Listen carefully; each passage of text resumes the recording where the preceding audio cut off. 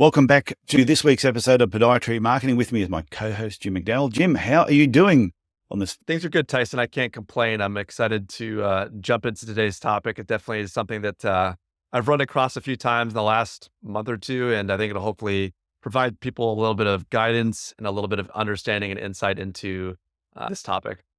Okay, what are we talking about? What is your topic? So the listeners will know whether I'm BSing or not, but it's marketing budgets.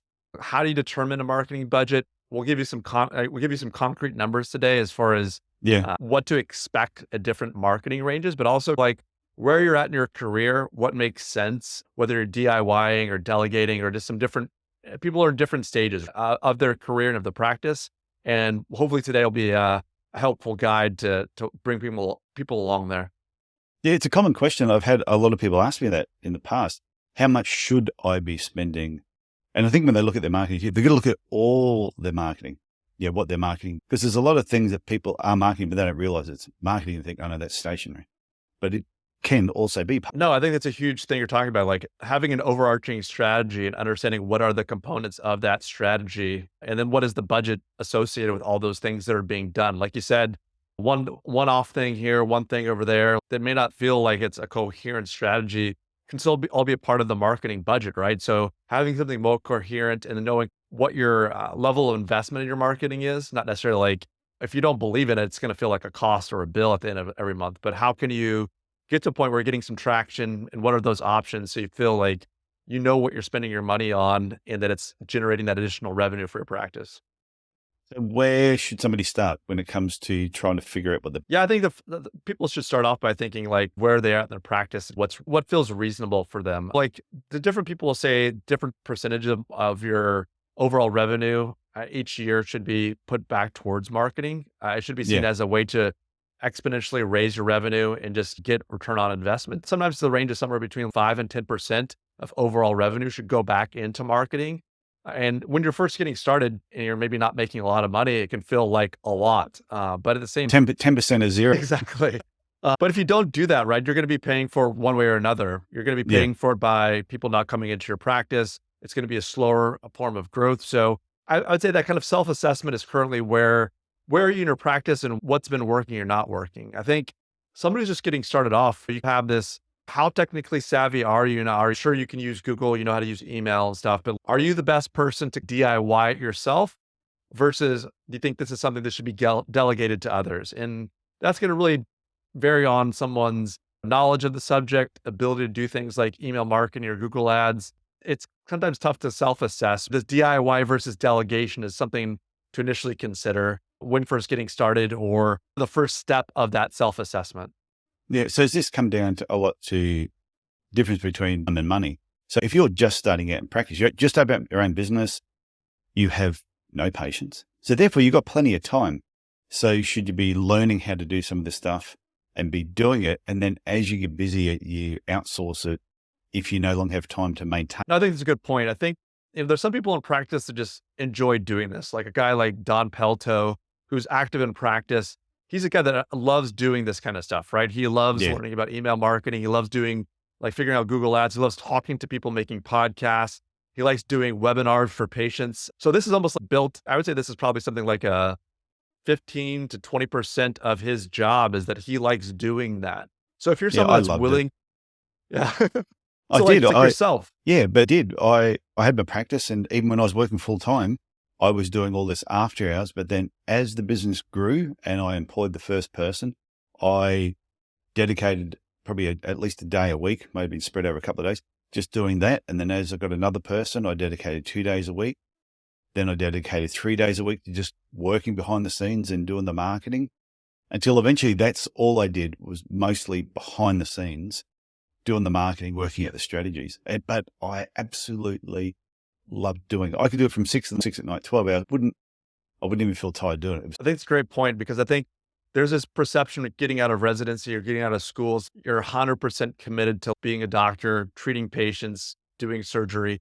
And if that's what you love to do, fantastic. But don't really just know that there's other things that have to be done that will then have to be delegated, right? It's not, if you don't have a passion for it, you just want to be in the clinic, that's totally fine. But this stuff needs to get done unless you already have a system in place. But if you do feel like it's of interest to you, there's a lot of online materials, some of them good, some of them bad. I'm happy to share some of those with you. People reach out to Tyson or I, we can send you in the right direction. Definitely open to having people learn more about this, because I think there Mm. is a lack of kind of knowledge about a lot of marketing channels or what works now versus like maybe what worked 10, 15 years ago. I run into issues like that sometimes with clients where the person they were working with their marketing is stuck in 2007 with their marketing tactics, and it just doesn't work now. So if you want to dedicate some time and effort into it, totally fine. And like I said, Tyson, I'm happy to help you to do those things. But it does come down to it like a time or money issue a lot of times for people. Because if you do have, you're starting in practice, you're not totally booked up, you have time to go meet other offices, you have ways of doing low cost marketing, both professionally with other healthcare professionals or people in the professional community, doing community events. If you're like working at a running event, there's definitely, and Tyson's talked about in the past, like something like a golf outing with people that you'd like to get referrals from, inviting them to Yeah. come on, spend a day with them. I think there's a lot of different ways you can, like, when you're first getting started and doing DIY and you're not too busy in practice, great. But once you start getting busy, there's a tipping point that happens, and you can't both run your staff, treat the patients, be at the surgical center, and really keep your head in the game when it comes to marketing, what's changing, because it is not a static process. It's not none of these channels are like set it and forget it. You have to be constantly learning and doing almost continual, like instead of medical education, like marketing education to know what works and what doesn't work. Yeah, I think what's an important point too is I know there's some people that probably not the people listening to this and listening to this are really smarters, but there'll be other ones that they go, oh no, I don't need to market. My reputation speaks of. And I have two thoughts on that. Even Coca-Cola, that has a great reputation, big company, everybody knows who they are. They release a new product. They don't just make it, put it in the fridge and go, you know what? Our reputation speaks for itself. So we're just going to let word of mouth. They get out there and they market that product. So they know they need to let people know that new product is available. And it reminds me of a story going back 25 years ago when I was in Cairns, and I was not an aggressive marketer. I was about to say aggressive, but I wasn't aggressive. I was just active at marketing. I was at a doctor's event. We're all there. There's about 5 doctors all staring in this group. I'm there chatting away to them. Though I knew who I was. And there's other podiatrists in town, which I will not mention, who wouldn't be listening anyway. And he said, unlike some podiatrists, I don't need to market myself. And the doctors all cracked up laughing. They said, I think he was happy. I said, oh no, he was definitely having a dig like me. Move ahead 20 years. And I have this absolute booming practice, and he pretty much did nothing because he didn't need to market himself. And that was a big mistake that he kept making, thinking, I don't need to market myself. And he did need to. Yeah, it's a huge thing, right? You just have to have a word, like, you know what you do, you know who you are. Maybe that person down the street in your community doesn't know those things, and they have to build trust and relationships slowly over time to understand how you can help them. And unless you're marketing your practice, it makes it very difficult to do that. Yeah, the funny part is, the last 10 or 15 years, podiatrists who are really good at what they do have got a very good reputation, and they have built it up for years, and good on them for doing that. But I'm seeing these younger podiatrists that are coming through, who've been at 2, 3, 5 years, who are coming into their area and kicking their ass. Are they as experienced? No, but they are better at promoting what they do to the public. The public go, oh, okay. So they go and see them. So I think it's, especially for podiatrists that have been established for a time, if you're no good at this, ask for help.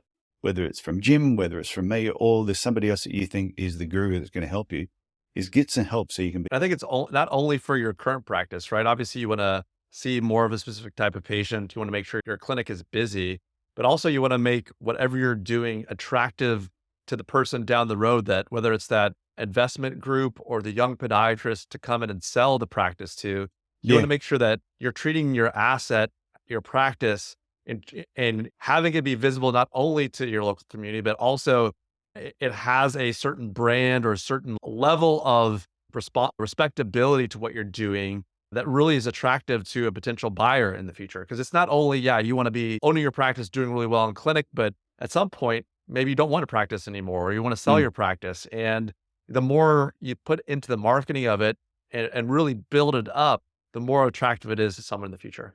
Yeah. And it's also like you will attract, if you're looking for a new person to join your team, they're going to look at your clinic. They're going to look at another clinic down the road. If this is the area they want to live in, and they're going to say, who looks like they're more active in the community? And on the other side of things, every time you're marketing your business, whichever way you new patients, current patients are seeing what you're doing. So it's a reminder that you're there. And also professional referrers in the area, non-professional referrers, they're seeing this marketing as well. And they're going, so all of a sudden it could be a physio might be thinking, I need to send someone to a podiatrist. Oh, I might send them to the guy I've seen 100 times in different places over the last 2 years, or do I send them to this other person who I know who they are? Because I haven't met either of them, so I have to send them somewhere. You're going to send it. For sure.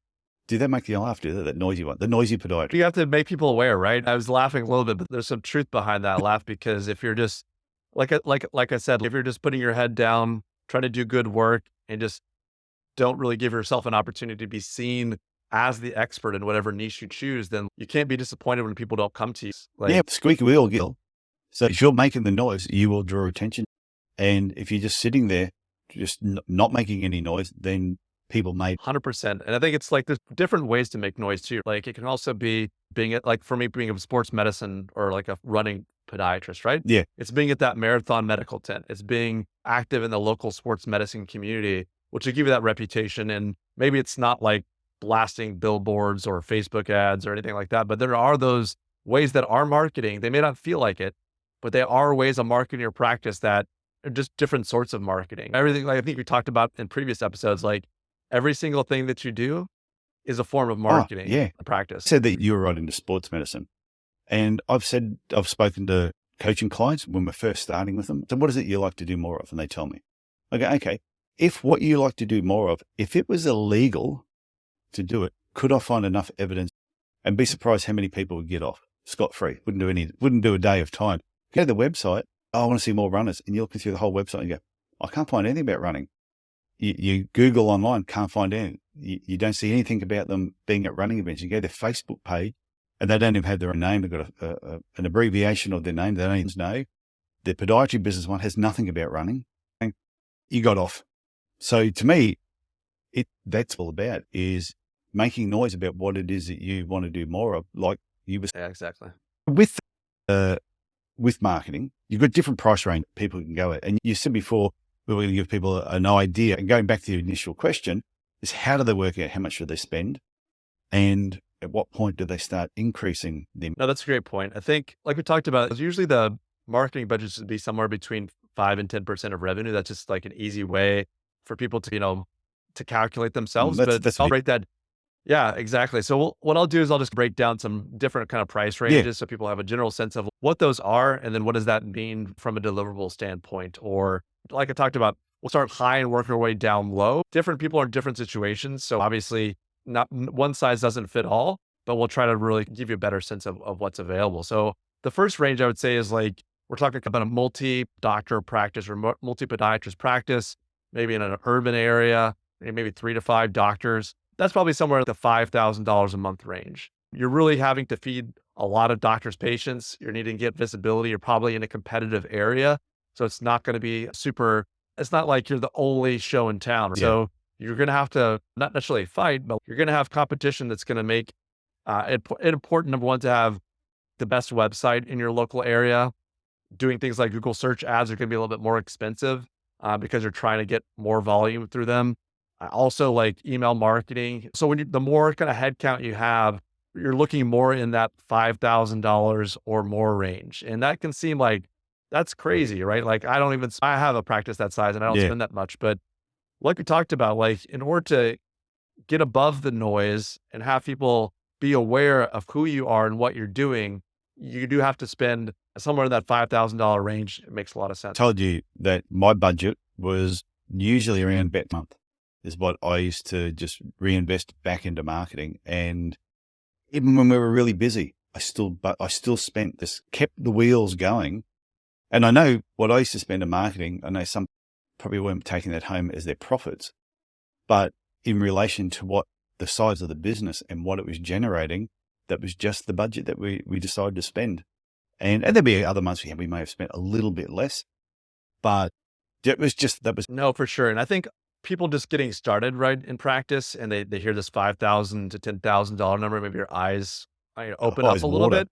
But I would say these kind of first two ranges we'll talk about are, I wouldn't say more advanced, but for someone that now already sees marketing as like an accelerator for growth in the Yeah. practice, right? If you start spending $5,000 and don't really believe in it, like it's gonna feel like a bill. You're gonna feel like there's gonna be a disconnect there that you're never gonna feel happy or comfortable with. So I would say this level of marketing and the next one we'll talk about requires at least some basic understanding and the buy-in that is a long-term way to build growth in your practice. If you feel like it's just something you have to spend every month because everyone else is doing it, at this level and the next one, you're not going to feel comfortable with. So I would never like talk someone into this level unless they really felt like they understood what's happening. They could see the Mm. potential for true return on investment. And when I say return on investment, we're talking somewhere 5 to 10x of what you Oh, spend definitely. is what you should get back in revenue. And I think that's why it's important to know your numbers.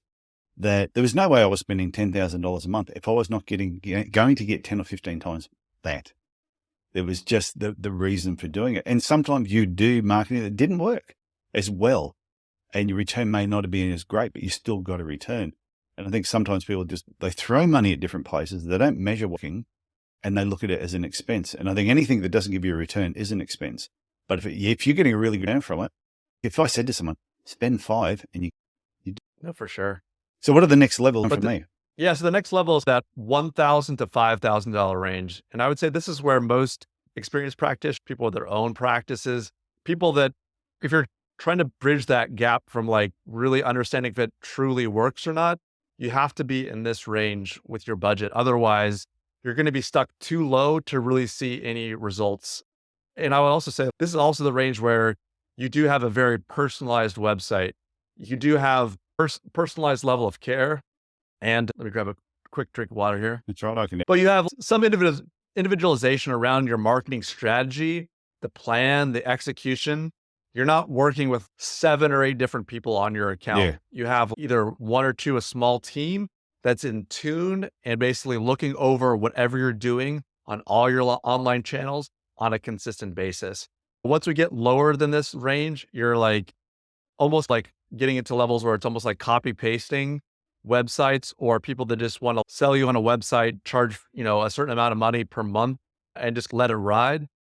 When you're in that $1,000, $5,000 range, this includes things like a total package of kind of like your website, Google ads, email marketing, sometimes some Facebook advertising, Google business profile, ways as far as improving SEO and the content on your website in a continuous fashion is in this band of $1,000 to $5,000 a month. And like I said, it can range. These aren't hard numbers, but you should expect some kind of personalization and like be able to text or call that person to really have not only monthly check-ins, but if you get a negative review, you'll have someone to like just bounce that idea off of or how to address certain things. With some of the lower price points, you're not going to have that level of care or service. And that's the benefit of this $1,000 to $5,000 range. Yeah. And I think anyone that is starting their own business is probably, $10,000 pretty quickly in those first few months. So to then reinvest 10% back into your marketing is $1,000. So you're already at that level. And then you just slowly keep, as you turn over more, as you make more, you reinvest more. And then you start building momentum. And that was something I said to you off air that, and we may talk about it as a separate episode or just about marketing and where people, and when they're quiet, they market, they advertise themselves. And when they get busy, they stop. Constantly going up and down. And every time you have to try and build it back up, it takes so much more time and energy and money to build it back up again. So whereas a helicopter does well. And yeah, I think there's something to be said about consistency, right? It may feel like people are up and down or expecting unreasonable results in short periods of time, but it's that consistent level of marketing over long periods of time, which develop and you get the best results from. Definitely. So as we wrap up, have you got a final tip for everyone when budgeting? Yeah. So I would just say there's one tier below that. Actually, there's 2, but we can combine into one tier. And that's like the sub $1,000 range. You can go super bare bones and say, if you just want a website and you want to do it yourself, you could probably do it for under $100. But what I see a lot of companies, marketing companies or podiatry growth engine companies like that are basically more volume based. They want to get as many podiatrists on their platform as possible. And I don't think there's anything wrong with that. I have to understand the difference between that and that higher tier. So when you're paying between $100 and $1,000 per month for your marketing, it's going to be a cookie cutter website. It's going to look a lot like the other clients that they've done in the past, almost identical Yeah. sometimes. You're not going to have personalization necessarily. Like you might get that first quasi personalization on your website, but there won't be that continuous updating of content. They will probably handle other channels. Like you'll probably get a website for $300 to $500 a month, but they're not going to they're going to hand you off to an account manager who probably has 100 to 150 other clinics they're managing at the same time. So you're not going to have a one-on-one relationship, and you're not going to be able to really have an individualized website or marketing plan that really fits your strategy or what you're trying to do. So it's not to bash it. If you're just getting started in practice, there's no competition in your area. That's something you can dabble with. I see a lot of people like disheartened by the thought of what websites can do and what market can do when they think that like it's seen as a cost, or they think that like they should get amazing results for $500 a Yeah. month. It should be somehow automatic. But like anything else in life, you have to be doing it consistently at a high level, providing a lot of value to the people that land on your website, and getting that real kind of awareness about what you're doing on different channels and in a coordinated fashion that helps people build trust and feel like like you are that expert that they want to see. And while maybe there are some out there that I'm not aware of in this price range, really you're going to get more kind of a standardized package. And it's not bad. Sometimes if there'll be these like, they'll send you blog posts that are very vanilla. It's not like it's a bad thing, but if you're expecting like return on investment from that $500 a month or that $750 a month for a total marketing package, you're probably going to be disappointed, and you're probably going to think it doesn't work. But to really make it work, like I said, you have to be more in that at least that above $1,000 in that $1,000 to $5,000 range to really to put your own personal stamp on what it is, to make sure that you're gaining that momentum like you talked about, Tyson. If spending $500 on marketing bill each month on a website and a little bit of stuff and you're not getting traction, you really shouldn't be surprised. And I do think anyone just starting out in their business and they've just opened up the doors wherever they are, buy yourself some really comfortable shoes and get off your bum and go and meet as many people as you can, whether they're professional referrers, non-professional, because it costs you nothing other than time. And at the beginning, you have time. So if you listen to what we've said and you go, oh, I don't have 1,000 to 5,000, I just don't have that budget, I'm bare bones, then use that to your advantage. Get out there and meet people. But then as soon as you start making the money, then reinvest it. Start with like we've talked about, email newsletters. They cost next to nothing to do. And I think when you're first kicking off too, you pretty much get it for free if you have under people on there in some of the newsletters. So there are things you can do right from the start with no money, but as soon as you're thinking it, don't think that's the only way that you can build it. You've got to reinvest the money back in your business. Yes. Yeah. So whether it's like a consultant or an agent or someone you hire in-house, yeah, it is something that should be a priority moving forward for your practice to really reach its full potential for growth and to just deliver great care to people that live in your local area.